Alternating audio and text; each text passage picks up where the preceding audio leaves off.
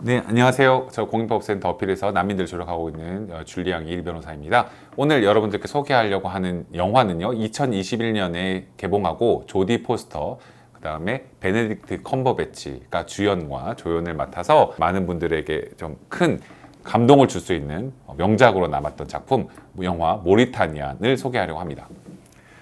그 영화는 어떤 거냐면 9.11 테러, 미국에서 너무나 끔찍한 일이었고 400명 이상의 희생자가 각 도시에서 났었고 그 시기 이후와 이전이 완벽히 달라져서 테러와의 전쟁이라고 말하는 것도 공식적으로 노골화되어서 많은 이제 국제적인 정치 지형에 큰 변화가 일어난 일들이 있었는데요. 사실 그때의 9.11 테러가 일어난 이후에 있었던 일 뭐가 있었을까요? 당연하게 9.11 테러의 범죄자가 됐을 것 같은 거기에 가해를 했을 것 같은 범인들을 찾으려고 많이 노력을 했겠죠. 근데 그 노력을 하는 과정들이 보니까 너무 과격한 과정들을 하다 보니까 사실 의심이 되는 사람들을 다 잡아넣는 사람들을 미국 이외의 쿠바 관타나모 섬이라고 하는 곳에 수용소를 만들어서 그래서 미국의 법을 적용받지는 않는 곳이었기 때문에 거기서 어떤 헌법상 권리를 크게 보장받지 못한 채 장기간 구금되고 사람들의 의심만으로 혐의만으로 오랫동안 가두고 사람들에게 고문까지도 계속해서 반복하게 일어나는 관타나모 수용소라는 곳에 있어서 많은 분들에게 알렸었는데요. 오늘 이 모리타니안이라는 영화는 주인공 모하메드 슬라히라는 친구가 독일에서 유학을 갔다가 자기 나라 모리타니아 아프리카 서부에 있는 이제 한 국가 작은 국가인데 그 모리타니아에 있는 친구 모하메드 슬라히가 갑자기 그 나라에 있는 경찰단 잡힌 이후에 요르단 감옥으로 갔다가 아프가니스탄 감옥으로 갔다가 아프가니스탄 감옥에서 관타나모 수용소로 가게 되는 그 과정들을 그 이후를 그리는 그런 영화입니다. 모하메드 슬라히는 이 끝날 때까지 이분이 완벽히 뭐 테러리스트였다, 그렇지 않았다라는 내용은 사실은 나오지 않아요. 결국은 이분이 아무 죄로도 기소되지 않았고 아무런 범죄 혐의가 사실은 없는 사람인 것이 결국은 역사와 사법적인 판단에서 밝혀지긴 했지만 이분이 그래서 너무 억울한 피해자였다는 것을 많이 이제 강조한다기보다는 그 과정에서 일어날 수 있는 가해자들의 모습이 국가가 어떻게 함부로 사람들을 이렇게 대할 수 있는 것인가, 그리고 거기 앞에서 서서 법적인 권리와 인권을 얘기한다는 것이 어쩌면 되게 지난하고 쉽지 않은 일인가를 보여주는데 조금 더 주목을 하게 됩니다. 그래서 모하메드 슬라히라는 분이 이제 관타나모 수용소로 가게 되고 낸시 홀랜더라는 저명한 어떤 인권 변호사인 여성 변호사님이 모하메드 슬라히가 마치 9.11 테러 사건의 기장, 그러니까 비행기를 몰고 가서 직접 충돌시킨 사람을 알카에다 조직으로 끌어들이는 역할에 중요한 역할을 한 것 같은 의심을 받고 있는 이 모하메드 슬라히를 처벌하려고 할 때 이분의 이제 권리를 변호하는 그런 입장에 서게 됩니다.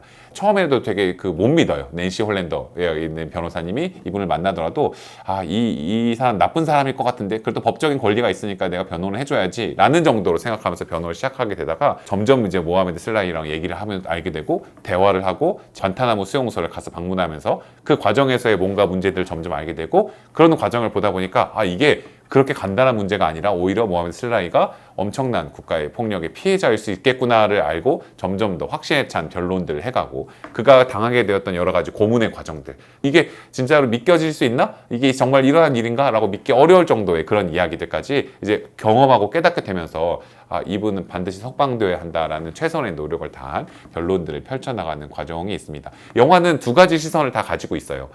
예를 들어서 9.11 테러라는 어떤 그 끔찍한 사건을 인해서 다시 반복돼서는 안 되어야 될 사건을 인해서 많은 사람들과 가족들을 잃었던 미국 사람들의 어떤 슬픔과 그렇기 때문에 누군가 누군가 응당한 벌을 받아야 된다라는 사람들의 어떤 당연한 피해자로서의 감정, 그리고 그 피해자로서의 감정이 있기 때문에 실제로는 증거가 다 수집되지 않았지만 누군가 여기서는 벌을 받아야 된다.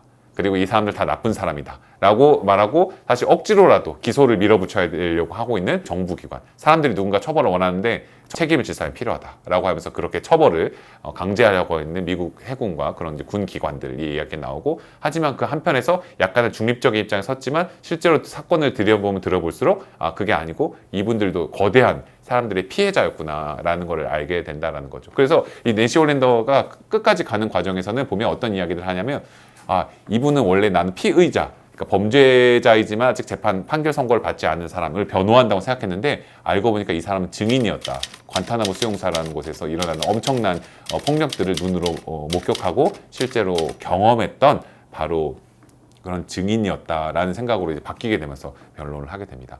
저도 많이 듣고 있었어요. 관타나모 수용소라는 이야기도 많이 듣고 있었고, 거기서 고문 같은 것이 미국의 관할권 벗어난 곳에서 고문을 할 수 있도록 하기 위해서 만들어져서 많이 일어난다라는 이야기도 듣고 있었어요.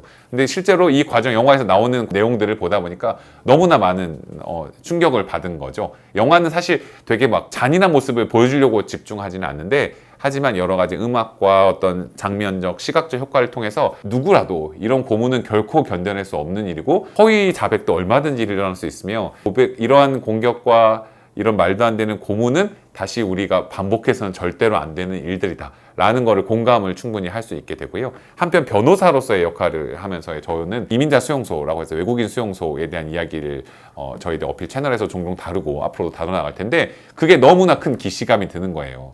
이 외국인 수용소, 그러니까 외국인 보호소에서 있는 분들이 언제 풀려날지 모르는, 영원히 풀려나갈 수 없을 것 같아 라고 생각하면서 판사가 결정한 것도 아니라 그냥 행정청이 결정하면 그냥 갇혀져 있는 거예요. 나가고 싶어도 나갈 수 없는 거예요. 간수들이 너무나 힘이 센 거예요. 인권 침해를 당해도 호소할 곳이 없는 거예요. 그래서 쓸 수 있는 방법은 결국 이제 바깥에 연락하고 전화를 하고 편지를 써서 이런 인권 침해가 일어났어를 알리는 거 말고는 희망도 없고 어떻게 해결할 수 없는 거죠. 거길 찾아가서 만나서 도와줄 수 있는 사람들은 상담을 하러 온 변호사들, 겨우 가끔 전화를 받게 되는 저와 같은 변호사들, 아니면 주변에서 면회를 잠깐씩 오게 되는 활동가들 말고는 만날 사람도 없는 상태로 사람들이 그냥 쉽게 가두어져 있고, 이 사람 나쁜 사람이라는 낙인을 처음부터 찍게 되거든요. 그래서 근데 그런 모습에서 최선을 다하면서 어쨌든 안에 있었던 모하메드 슬라이를 변호하는 그 낸시 홀랜더, 조디 포스터 주연의 그 모습을 보다 보니까도 저도 이제 엄청나게 도전을 많이 받았고, 저 역시도 외국인 보호소에 있었다든가 다양한 형태의 행정구금 상태에 있는 분들의 목소리를 조금 더 쉽사리 듣지 않고 더 그들 편에서 듣고, 잠시도 시스템의 일부가 되어서 쉽게 이야기하지 않고 더 치열하게 변호를 해야겠다라는 생각도 마찬가지로 들었던 것 같아서 저희 개인적으로는 그런 감흥이 늘었고요. 이제 그런 변호사의 활동을 하지 않는 분이라 하더라도 국가가 사람을 가둔다는 것이 어떤 것인지, 정당한 절차와 공정한 절차가 아니라 의심만으로 낙인 찍는 원님 재판이죠. 과거에는 판사가 없어도 너 나쁜 놈이야,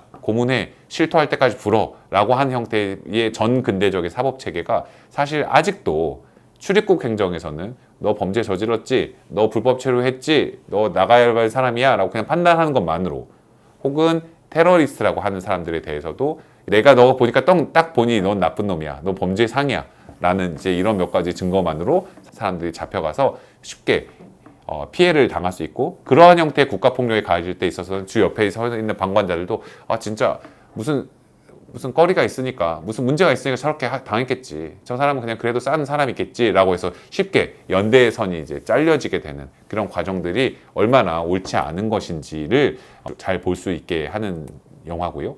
이런 식의 중요한 내용들 이외에도 여러분들이 좋아하시는 베네딕트 컴버배치도 원래는 이 영화를 만드는 과정에만 좀 관여를 했지만, 실제로 대본들 받아보고 되게 중요한 역할에 내가 직접 연기를 해야겠다라고 마음을 먹어서 뛰어들었다고 하거든요. 그래서 그 펼쳐진 연기라던가 이런 영상미만 하더라도 엄청나게 가치가 있는 영화라고 할 수 있고요. 영화가 그런데 논쟁적일 수 있죠.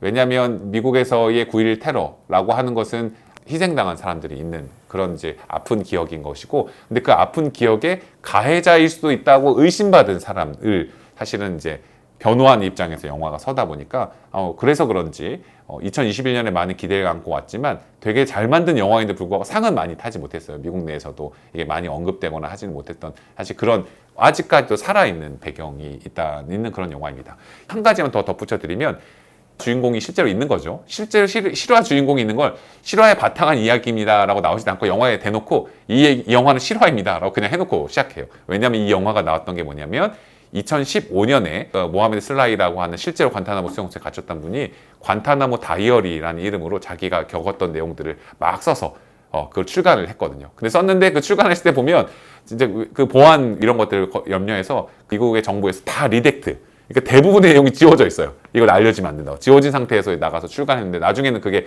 리덱트 안 된 풀 버전도 나중에 공개가 됐다고 하더라고요. 그래서 그분이 실제로 겪었던 이야기를 가지고 그냥 곧장 영화한 거예요. 이 뒷부분은 좀 스포가 될 수 있을 것 같아서 만약에 영화를 꼭 볼 분이다라고 하면 얘기 더 듣지 않으셨으면 좋겠는데, 영화는 어디까지 가냐면 이분이 갇혀서 관타나모 수용소에 가져져 있다가 나중에 인신보호 청구, 그러니까 헤이비어스 코프스라고 해서 억울하게 붙잡힌 사람을 풀어주는 절차가 전 세계 어디나 있는데 우리나라도 있는데 우리나라 이민자 수용소에는 그 법이 적용되지 않게 해놨습니다. 그래서 어쩔 수 없이 아무런 수단이 없이 오래 사람들이 갇혀져 있어요. 사실 그게 안타까운데 그걸 엄청나게 어려운 과정을 겪어서 결국은 이분이 1심에서 승소하는, 그래서 이제 이분이 풀려난다라고 결정이 내렸던 까지가 영화의 거의 끝부분이에요.